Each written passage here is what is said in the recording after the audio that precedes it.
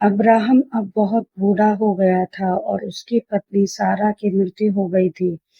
उसे कनान देश में मम्रे की गुफा में दफनाया गया, जो हिब्रोन में है। यह स्थान अब्राहम ने हित्तियों से मोल लिया था। परमेश्वर ने अब्राहम और सारा को एक पुत्र देने की प्रतिज्ञा की थी और कहा था कि उसकी संतान एक महान राष्ट्र बनेगी। जब अब्राहम और सारा बच्चे पैदा करने के लिए बहुत बूढ़े हो गए, तब परमेश्वर ने चमत्कारिक रूप से उन्हें एक पुत्र दिया, जिसका नाम उन्होंने इसहाक रखा। इसहाक अब जवान हो गया था और अब्राहम दृढ़ था कि उसकी पत्नी आस-पास रहने वाले कनानी जातियों में से ना हो, क्योंकि वे परमेश्वर की आराधना नहीं करते थे। इसके बजाय अब्राहम चाहता था कि इसहाक की पत्नी उसके अपने लोगों में से हो, जो परमेश्वर की उपासना करते हों। लेकिन वे कई मील दूर मेसोपोटामिया देश में रहते थे।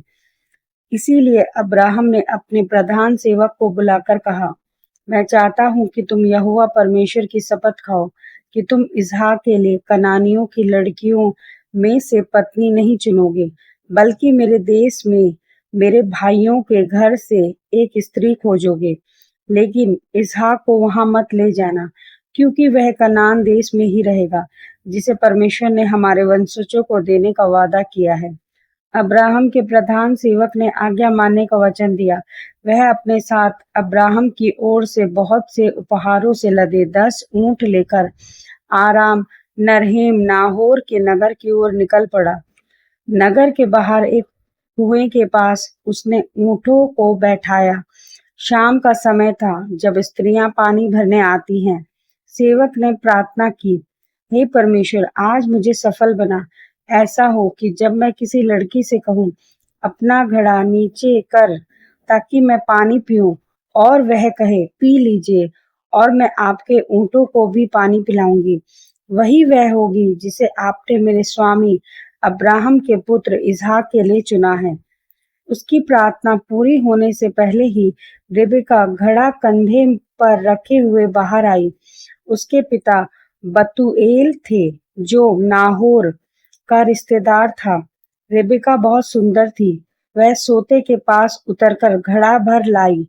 सेवक तुरंत उसके पास गया और बोला, कृपया मुझे अपने घड़े से थोड़ा पानी पिलाइए। उसने कहा, हे मेरे स्वामी, पी लीजिए। जब उसने उसे पिला दिया, तब उसने कहा, मैं आपके ऊंटों के लिए भी तब तक पानी भरती रहूंगी जब तक वे सब पी ना लें।